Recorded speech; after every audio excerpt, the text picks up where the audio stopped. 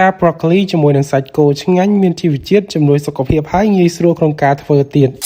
មកបងប្អូនណាដែលកំពុងគិតស្វែងរកមុខម្ហូបឬក៏អត់ដឹងធ្វើអីញ៉ាំហ្នឹងគឺខ្ញុំណែនាំមុខម្ហូបមួយមុខនេះតែម្ដងស្រួលធ្វើឆ្ងាញ់ហើយមានប្រយោជន៍ដល់សុខភាពថែមទៀតនេះគឺឆា broccoli ជាមួយនឹងសាច់គោហើយចំពោះគ្រឿងផ្សំក៏អត់មានអីច្រើនមានដូចជា broccoli ការ៉ុតឬជាមួយនឹងម្ទេសបន្តិចហើយយើងហាន់ជាដុំតូចៗមកដូចជាការ៉ុតអីហ្នឹងហើយ